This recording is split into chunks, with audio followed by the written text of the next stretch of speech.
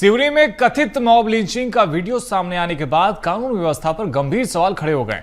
एक युवक के साथ बेरहमी से मारपीट होती रही और भीड़ तमाशबीन बनी रही, लेकिन कार्रवाई वीडियो वायरल होने के बाद तेज हुई है। घटना 1 महीने पुरानी बताई जा रही है, जिससे पुलिस की कार्यप्रणाली पर भी सवाल उठ रहे हैं। हालांकि पुलिस ने 3 आरोपियों को गिरफ्तार कर गंभीर धाराओं में मामला दर्ज किया है, लेकिन बाकी दोषियों पर कार्रवाई का इंतजार अभी भी है, क्योंकि वीडियो में देखिए कई सारे लोग नजर आ रहे। मॉब लिंचिंग का ये पूरा मामला है और अब पुलिस की कार्रवाई को लेकर भी सवाल उठ रहे हैं।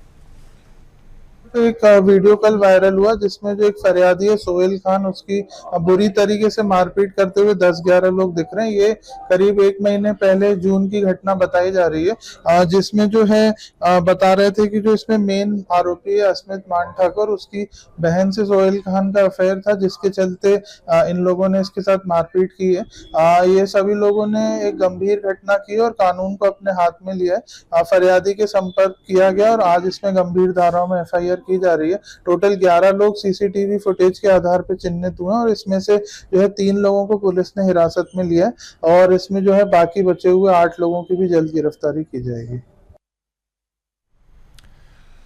तो देखिए, पुलिस के अधिकारियों का साफ तौर पे कहना है कि पूरे मामले में आगे भी कार्रवाई जारी रहेगी। हालांकि पुलिस ने 3 आरोपियों को गिरफ्तार कर गंभीर धाराओं में मामला दर्ज कर लिया है। बाकी के दोषियों की गिरफ्तारी का इंतजार किया जा रहा है। लेकिन मॉब लिंचिंग से जुड़ा हुआ यह पूरा मामला, जहां पर एक भीड़ ने युवक के साथ बेरहमी से मारपीट की, इस दौरान भीड़ भी देखिए तमाशबीन बनी रही, तो युवक से मारपीट की गई है और कानून व्यवस्था को लेकर अब गंभीर सवाल खड़े हो रहे हैं। एक युवक के साथ बेरहमी से मारपीट का मामला, जहां पर भीड़ भी तमाशबीन बनी रही, लेकिन वीडियो वायरल होने के बाद अब कार्रवाई हुई है। घटना 1 महीने पुरानी बताई जा रही है, जिससे पुलिस की कार्यप्रणाली पर भी सवाल खड़े हो रहे हैं। हालांकि पुलिस ने 3 आरोपियों को हिरासत में लिया है, गंभीर धाराओं में मामला भी दर्ज कर लिया है, लेकिन अभी भी कुछ ऐसे शख्स हैं जिनकी गिरफ्तारी बाकी है और पुलिस पूरे मामले में जांच पड़ताल कर रही है और पूरे मामले में जो कार्रवाई है वो अभी भी जारी है। और पुलिस के अधिकारियों का भी साफ तौर पर कहना है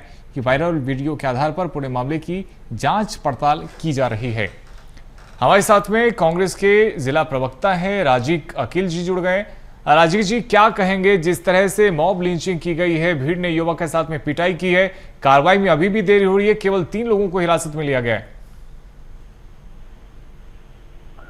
ये नहीं, कार्रवाई ढीली नहीं इसलिए बोल सकते क्योंकि वीडियो कल वायरल हुआ है और पुलिस ने कार्रवाई सही समय पे की है और स्वतः संज्ञान लेके की है। लेकिन जिस तरह की घटना सिवनी शहर में हुई है, ये काफी निंदनीय है कि एक व्यक्ति को हैवानियत की सारी हदें पार करते हुए इतनी बेरहमी से पीटा गया और उस पर नमक लगा गया और हमने तो ये भी सुना कि उस पर शराब भी डाली गई। तो जिस तरीके से वो लोगों ने उस बच्चे के साथ मारपीट और जघन्यता की है, उनको कठोर से कठोर सजा मिलना चाहिए ताकि सभी लोगों पर कानून का खौफ रहे। उनको कानून का बिल्कुल डर नहीं था। हमारे SP साहब संवेदनशील हैं, निश्चित रूप से वो कठोर कार्रवाई करेंगे, हम उनसे ऐसी उम्मीद करते हैं। राजीव जी, जिस तरह से ये पूरा मामला सामने आया, अभी बता रहे हैं कि वीडियो कल वायरल हुआ है, लेकिन 1 महीने पुराना ये पूरा मामला है। क्या लगता है आगे किस तरह की कार्रवाई होनी चाहिए ताकि एक नजीर पेश हो, ताकि दोबारा से इस तरह के मामले सामने ना आए? यानी वो जितने दोषी हैं उन पे तो NSA लगना चाहिए और जितनी सख्त से सख्त कार्रवाई हो उतनी होना चाहिए ताकि दोबारा ऐसे कोई भी लड़के इस तरीके का कृत्य करने से पहले दोबारा सोचें, कानून से डरें। हमारे साथ डिवीजन इंचार्ज हैं शादाब पटेल जी भी जुड़ गए हैं। पटेल साहब, क्या कहेंगे जिस तरह से ये मामला सामने आया है? और शादाब साहब, आप साफ तौर पे वीडियो भी देख पा रहे होंगे, जिस तरह से बेरहमी के साथ में यहाँ पे क्रूरता की गई है, हैवानियत यहाँ पर सीधे सीधे नजर आ रहा है। हालांकि 3 लोगों को हिरासत में लिया गया है। जी, अभी और भी लोग हैं, इसमें 11 से 12 लोग हैं जिनको भी जल्द से जल्द प्रशासन को उठाना चाहिए और आगे की कार्रवाई जो सख्त से सख्त हो है इनके ऊपर NSA लगना चाहिए। जिस तरीके से लोगों को कानून का खौफ इनके अंदर कुछ भी नहीं है, साफ दिखाई दे रहा है वीडियो में, आप लोग देखे होंगे। जी राजीव जी भी लगातार हमारे साथ में जुड़े हुए हैं। राजीव जी, आप भी कह रहे थे NSA लगना चाहिए, लेकिन जिस तरह से ये मामला सामने आया है, इसके पीछे की वजह क्या बताई जा रही है? क्या था ये पूरा मामला? क्यों इस तरह से मारपीट की गई है? आप लोगों के पास में क्या जानकारी पहुंची है? देखिए, वजह जो भी हो, कानून का डर व्यक्ति को रहना चाहिए। यदि कोई गलती सामने वाले ने किया है तो पुलिस प्रशासन के पास जाना चाहिए, उसकी शिकायत करना चाहिए। ये नहीं, जंगल राज तो है नहीं, सिवनी या एमपी बिहार तो है नहीं कि आप किसी व्यक्ति को पकड़ के और इस कदर की आप हैवानियत उसके साथ करोगे, जो भी कारण हो। लेकिन कानून का खौफ होना चाहिए और कानून और न्यायालय के सारे ये सारी चीजें हल होना चाहिए। अब ऐसे में तो कोई भी कुछ भी हरकत करेगा और इस तरीके से गिरोह बना के मारपीट करेगा तो जंगल राज के हो जाएगा फिर तो ये। शादाब जी, क्या कहेंगे आप? और साफ तौर पे राजीव जी को भी आपने सुना, वो भी ये मांग कर रहे हैं कि कठोर से कठोर कार्रवाई इस पूरे मामले में होनी चाहिए। 3 लोगों को हिरासत में लिया गया है, अब तक की कार्रवाई से संतुष्ट हैं आप?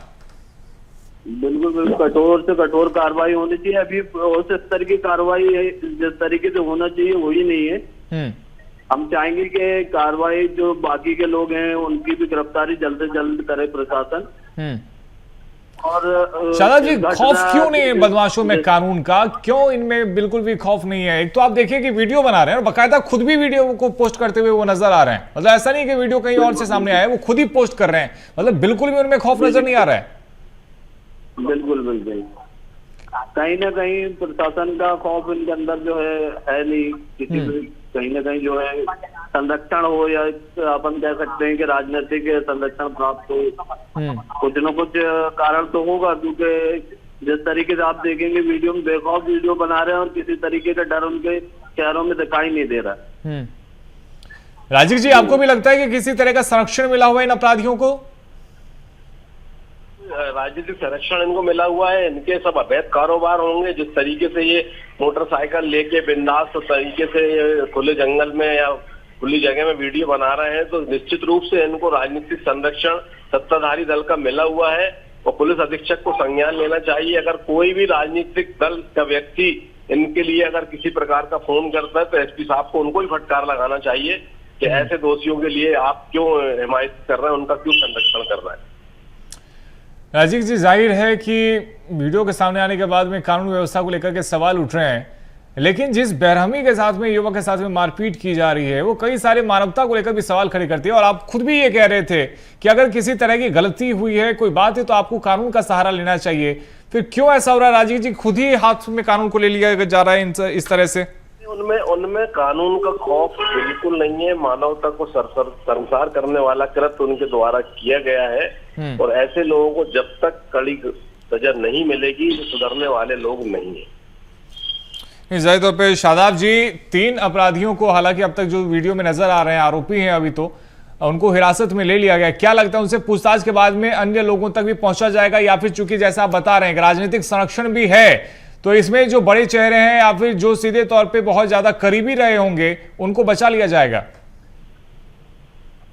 अब प्रशासन इस चीज के लिए जद्दोजहद करके बताए कि क्या कौन लोगों का संरक्षण है नहीं है। एसपी साहब इसमें संज्ञान लेंगे, हमको उम्मीद है न्याय मिलेगा। जाहिर तौर पे हम भी यही कोशिश करें, हमारी भी यही उम्मीद है कि न्याय मिले। फिलहाल बहुत शुक्रिया आप दोनों का ही हमारे साथ में जुड़ने के लिए। देखिए, कोरिया जिले के टेंगनी प्राथमिक स्वास्थ्य केंद्र की जर्जर इमारत अब मरीजों के लिए अस्पताल नहीं हादसों का अड्डा बन चुकी है।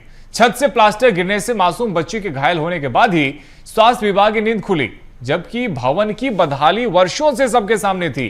3-4 साल से नया अस्पताल भवन अधूरा छोड़कर जिम्मेदारों ने ग्रामीणों की जान को भगवान भरोसे छोड़ दिया। सवाल यह है कि जब इमारत खतरनाक थी तो मरीजों और कर्मचारियों से लगातार उसी भवन में काम क्यों कराया गया? लगभग 25 वर्ष पुरानी बिल्डिंग है। मरम्मत के कार्य जो है इसमें बीच में कराए गए थे, पर हर बारिश में जो है ये वाली स्थिति उत्पन्न होती है। हर बार इसका मरम्मत होता है और हर बार जो है बारिश के बाद जो है ये छप्पर गिरने वाला जो स्थिति है ये देखने को मिल रहा था। तो अभी जो है वो वर्तमान में जो है उस वार्ड को पूरा खाली करा दिया गया है। वहाँ का सामान वगैरह पूरा खाली करा करके उसको बंद करा दिया जा रहा है। और जो हमारे पास उपलब्ध उप स्वास्थ्य केंद्र का भवन है, उस उप स्वास्थ्य केंद्र के भवन में ओपीडी और फार्मेसी और लैब, इन सब की सुविधाएं जो हैं वो उप स्वास्थ्य केंद्र भवन में, और आईपीडी की सुविधाएं जो हैं वो प्रसव कक्ष और जो कोविड-19 के लिए वार्ड बनाया गया था, उस वार्ड में जो है वो आईपीडी की सुविधाएं संचालित की जाएंगी। जो भवन जर्जर हो चुका है पूरी तरीके से, उसको वेकेंट करके उसको बंद कर दिया जा रहा है। तो देखिए, जो तस्वीरें हैं वो कई तरह के सवाल खड़े कर रही है, क्योंकि छत से प्लास्टर गिरा, एक बच्ची इसमें घायल भी हो गई है और सवाल अब कई तरह के उठने लगे हैं। हमारे साथ में स्थानीय निवासी हैं अजय रजक जी जुड़ गए हैं फोन लाइन पे। अजय जी, क्या कहेंगे, क्यों इस तरह से जब अस्पताल की हालत इतनी बदहाल थी तो वहां पे इलाज लोगों का किया जा रहा था, मरीजों का किया जा रहा था, एक बच्ची भी घायल हुई है, लेकिन ये कोई पहला हादसा तो है नहीं? जी, मैं आपको बताना चाहूंगा कि प्रशासन की इसमें एक तरफ से लापरवाही ही है। पिछले 5 साल से एक नया प्राथमिक हॉस्पिटल मतलब कहना चाहिए बन रहा है, लेकिन वो आज तक कंप्लीट नहीं हो पाया है। 70 लाख की लागत से हॉस्पिटल बनाया जा रहा है, लेकिन प्रशासन की अनदेखी के कारण वो आज तक कंप्लीट नहीं हो पाया है, जो कि ठेकेदार को 2 से 3 वर्ष पहले उसको हैंडओवर करना चाहिए था। और ये भी बताना चाहूंगा कि जो पुरानी बिल्डिंग है वो भी बहुत ज्यादा पुरानी नहीं है, 15-16 साल के आसपास की बिल्डिंग है। लेकिन जो पूर्व में जो ठेकेदार था वो। अजय जी, अगर नई बिल्डिंग में समय लग रहा है तैयार होने में, तो क्यों नहीं जो पुरानी बिल्डिंग है उसको पहले दुरुस्त कर दिया गया है, उसके बाद मरीजों का इलाज यहाँ पर किया जाता? क्योंकि यदि इस तरह से प्लास्टर गिर रहे हैं, बच्चे उसमें घायल हो रहे हैं, तो सवाल तो फिर उठेंगे। जी जी, क्या लगता है अजय जी, मतलब लापरवाही यहाँ पर बरती गई है अस्पताल प्रशासन की तरफ से? जी, इसमें तो कोई शक नहीं है कि लापरवाही हुई है, क्योंकि जो हमारे प्रशासनिक अधिकारी हैं या कह लीजिए सीएमओ बीएमओ। अजय जी, कितने लोग यहाँ पर आते हैं इलाज के लिए? कहाँ कहाँ से लोग पहुंचते हैं? वहां पर आसपास गांव से बहुत सारे लोग पहुंचते हैं।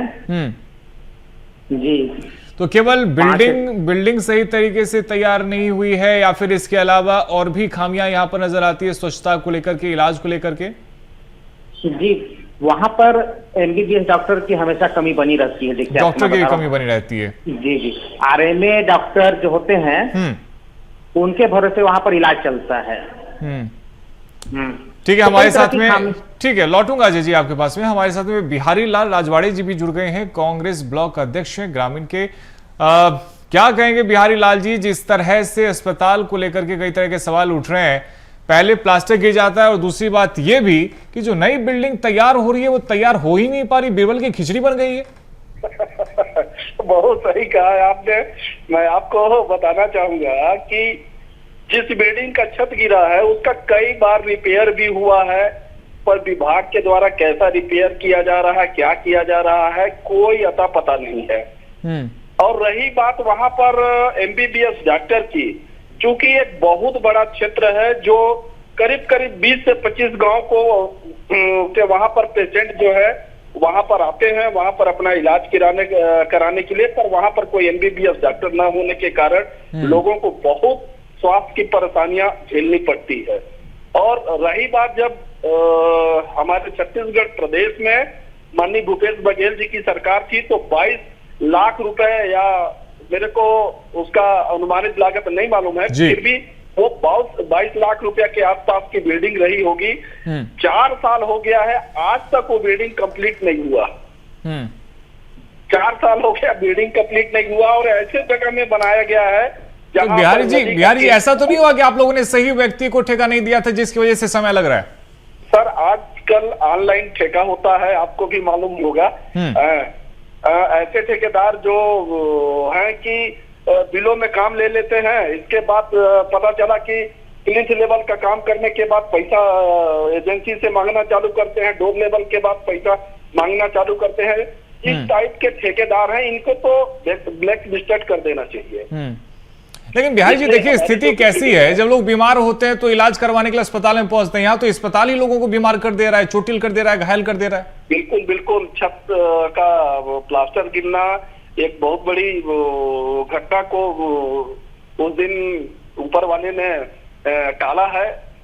इस तरह की बिल्डिंग में मेरा ये कहना है कि पेशेंटों का इलाज न किया जाए, और अगर बिल्डिंग पूर्ण नहीं हो पाई है तो किसी अन्य बिल्डिंग में, वहां पर एक और बिल्डिंग है राजीव गांधी भवन है, वहां पर उस भवन में मतलब ये चिकित्सा सुविधा उपलब्ध कराया जाए, वहां मरीजों को बुलाकर वहां ट्रीटमेंट किया जाए। तो बिहारी जी, ये सुझाव प्रशासन को आप लोगों ने दिया है? सर, वहां स्थानीय हमारे जो जनप्रतिनिधि हैं इस बात को अवगत कराते रहते हैं कि हमारी जो वर्तमान समय में जो संचालित अस्पताल है कि उसकी बिल्डिंग जर्जर अवस्था में है। इसके बावजूद भी बिल्डिंग कार्य पूर्ण होने के कारण मतलब वही पुराने अस्पताल के भवन में लगाया जा रहा है, जो खतरे को कभी भी आमंत्रित कर रहा है। बिहारी जी, फिर वजह क्या देखते हैं आप? एक तो पुरानी बिल्डिंग की स्थिति वहां, और साफ तौर पे जब दूसरी बिल्डिंग भी तैयार हो रही है तो बन क्यों नहीं पा रही? क्यों इतना समय लग रहा है? कुछ जानकारी आप लोगों के पास भी तो होगी।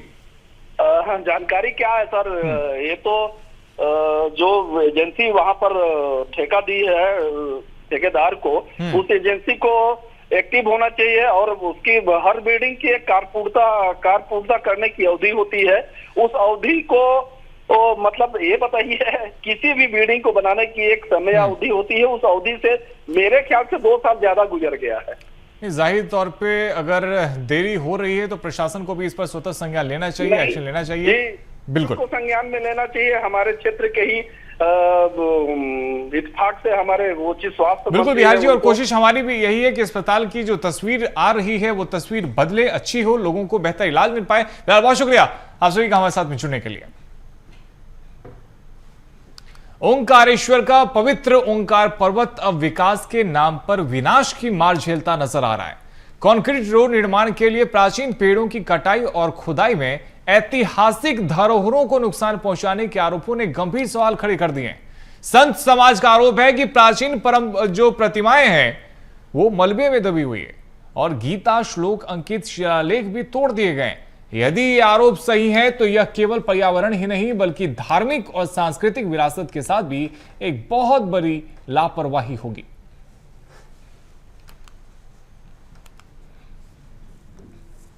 उसे वेडूरमणि पर्वत कहा गया है। शिव पुराण के कोटि रुद्र संहिता के 18वें अध्याय में उसका विस्तृत वर्णन है। वेडूरमणि पर्वत पर विंध्याचल ने तपस्या करके भगवान शिव को प्रसन्न किया था। वो पर्वत ही शिव है। उसके चारों ओर जल मां नर्मदा के रूप में जो जलेहरी जो होती है, जैसे शिवलिंग के आसपास जल होता है वैसे उसके चारों ओर जलेहरी।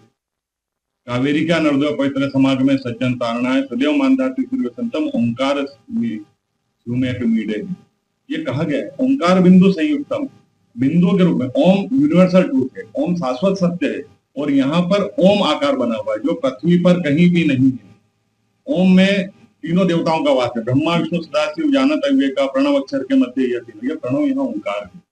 पेड़ तो हजारों कट गए हैं आपके, और ये जो मंदिर सामने वो मूर्ति बनी है, यहाँ भी 3-4 मंदिर ऐतिहासिक थे किसी जमाने में जो वर्षों से चले आ रहे थे, उनको सब मलबे में दबा दिया इन लोगों ने और गड्ढा कर दिया। और ऐतिहासिक जगह थी ये, तो परिक्रमा मार्ग था, आपने देखा होगा। वो वहाँ पे वो महिषासुर मर्दिनी की जो मूर्तियाँ पड़ी थी वर्षों पुरानी, उनको भी सब दबा दिया है। ऐसा हमारा ये ग्रंथ जहाँ पूरी परिक्रमा मार्ग पर श्री शिवराज सिंह जी चौहान जी ने लगाए थे, आज वो तोड़फोड़ हो रहा है और उसकी तोड़फोड़ की जिम्मेदारी भी सरकार की होती है। पेड़ों को काटना चाहिए और परिक्रमा अखंड रहनी चाहिए। मेरा विश्वास है मोहन जी यादव ये जरूर करवाएंगे। और फिलहाल भी हमारे साथ में कांग्रेस पार्टी से ठाकुर राज नारायण जी जुड़ गए हैं, पूर्व विधायक भी हैं। ठाकुर जी, क्या कहेंगे जिस तरह से ओंकार पर्वत पर और उसके अस्तित्व पर जो एक खतरा मंडरा रहा है, कई सारे पेड़ों को काट दिया गया है, पुराने ऐतिहासिक धरोहरों को नुकसान पहुंचाया जा रहा है। ये जो ओंकारेश्वर तीर्थ स्थल पे है, ये ओम आकार का पहाड़ है और इस पहाड़ का नाम मानदाता है और ये सवाल यहाँ अस्तित्व और आस्था का है। बिल्कुल, इसमें शिवराज सिंह जी के जमाने में जो कार्य किए थे वो तहस नहस हो गए और अभी भी जो है ये विकास के नाम पर, आस्था के नाम पे, धर्म के नाम पर जो पूरे भारत में सनातन की सबसे बड़ी अगर जगह है, कोई भी तीर्थ करके और तो आदमी ओंकारेश्वर जल चढ़ाने आता है और इसका इसकी परिक्रमा करने का बहुत महत्व है। बिल्कुल। तो वो परिक्रमा मार्ग मैंने पक्का बनवाया था। मतलब मैं पहली बार जब चुनाव लड़ा तो बहुत छोटा सा एरिया था, धीरे धीरे कर यहाँ आज बहुत बड़ा एरिया हो गया और ये पहाड़ को तहस नहस कर दिया। और सवाल ये है कि मैं कोई आरोप प्रत्यारोप की बात नहीं कर रहा हूँ, लेकिन सवाल ये कि हम सनातन को मानने वाले लोग हैं और ये जितने सनातन को मानने वाले लोग वो सबकी जिम्मेवारियां हैं। लेकिन जो भगवान राम के नाम पर जो अभी तक अपना सब चलाते आए हैं तो उन्होंने भगवान राम को ही लूट लिया। ठीक है ठाकुर राजनारायण जी, आ रहा हूँ आपके पास। हमारे साथ में संतोष वर्मा भी जुड़ गए हैं, भाजपा के नगर अध्यक्ष हैं। संतोष जी, क्या केवल राम की राजनीति करते हैं राम के नाम पर? क्योंकि ओंकार पर्वत पे जिस तरह से धरोहरों को नुकसान पहुंचाया जा रहा है, क्यों नहीं भारतीय जनता पार्टी इसको लेकर सवाल खड़े कर रही है? ठीक है, मैं संतोष जी से जुड़ने की कोशिश करूंगा, संपर्क हमारा टूट गया है। ठाकुर जी, आप जवाब दे दीजिए, अपनी बात पूरी कर लीजिए। तो सवाल ये है कि साहब ये यहाँ पे पूरे विश्व में सनातन की इससे बड़ी कोई जगह नहीं है और ये ऐसी पवित्र जगह जिसका यानी जिसको तहस नहस कर दिया है। और मैं मतलब आरोप प्रत्यारोप की बात नहीं कर रहा हूँ, क्योंकि हमारे आदरणीय मुख्यमंत्री जी जो हैं वो महाकाल उज्जैन के हैं और धर्म कर्म को मानने वाले हैं। ठीक है, मेरा ये अनुरोध है कि वो खुद एक वक्त स्वयं इसमें पैदल चढ़ के देखे कि जो लोग बोल रहे हैं वास्तविकता क्या है, तो सब उनको पता। ठीक है ठाकुर जी, लौटूंगा आपके पास। अब हमारे साथ में संतोष जी जुड़ गए। संतोष जी, क्या कहेंगे जिस तरह से ओंकार पर्वत के अस्तित्व को नुकसान पहुंचाया जा रहा है, पुरानी धरोहरों को तोड़ा जा रहा है? हमारे साथ में ठाकुर राजनारायण जी भी हैं, वो कह रहे हैं कि आप राम के नाम पे राजनीति तो खूब करते हैं, लेकिन जब कोई ठोस कदम उठाने की बात आती है तो पीछे हट जाते हैं।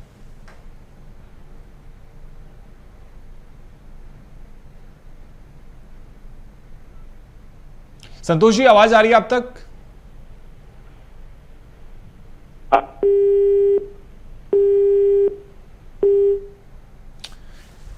ठीक है ठाकुर जी, आप ही के पास में आते हैं।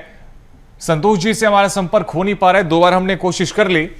ठाकुर जी, आप बताइए कि क्या वाकई में सड़क की जरूरत थी, कंक्रीट सड़क की? और यदि बनाई भी जा रही है तो क्या इसके लिए इतने सारे पेड़ों को तोड़ देना, जहां पे गीता श्लोक अंकित है, ऐसे शिलालेखों को तोड़ देना कहां तक सही है?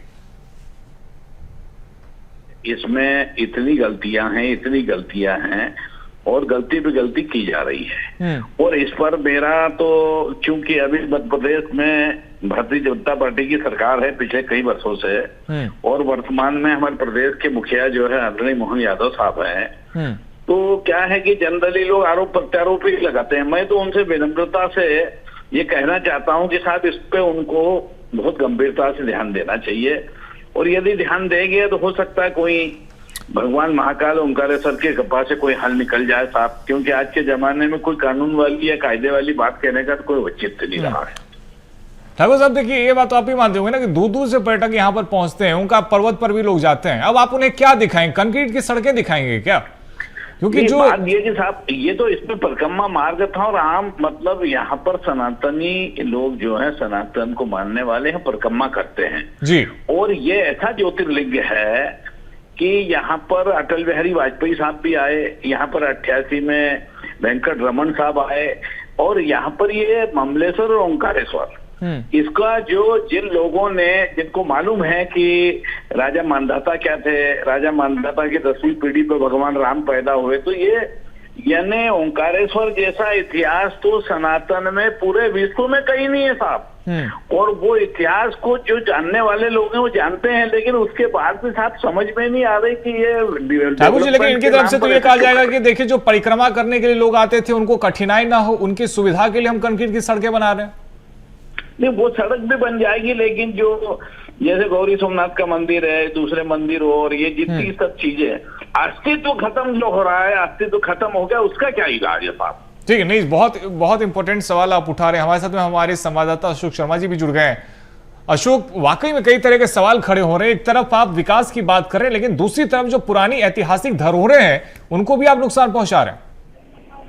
जी, मैं आपको बता दूं कि शिव पुराण और नर्मदा पुराण ऐसे कुछ ग्रंथ हैं जिनके अंदर में अनुभवी और विद्वान पंडितों के द्वारा कहा गया है कि ये ओम आकार का जो पर्वत है इसे वैडूर्य मणि पर्वत कहा जाता है और इसकी परिक्रमा करने से 7 जन्म के पापों का नष्ट होते हैं। अब इस परंपरा और इस धरोहर को सुरक्षित रखने के बजाय यहाँ पर जो गीता के श्लोक लगाए गए थे, यहाँ पर जो निर्माण कार्य किया जा रहा है वो इसके ऊपर काफी गंभीर सवाल संत समाज ने उठाए हैं और संत समाज का यह भी आरोप है कि पर्वत को सुरक्षित रखना चाहिए ताकि ये एक धार्मिक आस्था की भावना है और यहाँ पर सनातन धर्म के लोग आते हैं और इसकी परिक्रमा करते हैं। लेकिन जब निर्माण तो कर दिया जाता है लेकिन वो भ्रष्टाचार की भेंट चढ़ के कुछ ही दिनों में वो धरातल पर दिखाई नहीं देता है। यही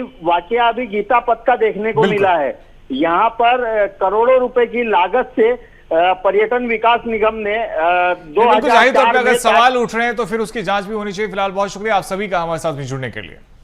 और इस बीच एक बड़ी खबर, ऐशबाग डबल मर्डर मामले में खुलासा हुआ शकुंतला और हेमंत के ब्रोकर और उसके भाई ने हत्या की। तो देखिए बड़ी जानकारी आ रही है, शशिकांत और श्रीकांत ने हत्या की थी। शकुंतला और हेमंत के प्रॉपर्टी को लेकर के हत्या की गई थी। शकुंतला और हेमंत देखिए बेचने वाले थे अपनी संपत्ति, जिसके चलते शशिकांत और श्रीकांत ने दोनों की हत्या की है। बड़ी जानकारी आपको राजधानी भोपाल से दे रहे हैं। शशिकांत और श्रीकांत ने हत्या की थी। ये मर्डर मामले में खुलासा हुआ है। डबल मर्डर से कई सारे सवाल खड़े हो गए थे लेकिन अब उन सवालों से पर्दा हट रहा है। शकुंतला और हेमंत के ब्रोकर और उसके भाई ने हत्या की थी। शशिकांत और श्रीकांत ने हत्या की थी। ये जानकारी अब सामने आ चुकी है। शकुंतला और हेमंत के प्रॉपर्टी को लेकर यह हत्या की गई थी। विवाद जो हुआ था वो प्रॉपर्टी लेकर था और शकुंतला और हेमंत अपनी संपत्ति बेचने वाले थे, जिसके चलते शशिकांत और श्रीकांत ने दोनों की हत्या कर दी है। और इस पूरे मामले में देखिए जो खुलासा है वो हुआ है डबल मर्डर की मिस्ट्री से पर्दा उठ चुका है और शकुंतला और हेमंत के ब्रोकर और उसके भाई ने हत्या की वारदात को अंजाम दिया था। शशिकांत और श्रीकांत ने हत्या की थी। शकुंतला और हेमंत के प्रॉपर्टी को लेकर दरअसल ये हत्या की गई थी। जानकारी ये भी सामने आई है, शकुंतला और हेमंत अपनी संपत्ति बेचने वाले थे, अपनी प्रॉपर्टी बेचने वाले थे, जिसको लेकर यह विवाद हुआ है। तो फिलहाल इतना ही, खबरों का सिलसिला जारी है। आप देखते रहिए BSTV। नमस्कार।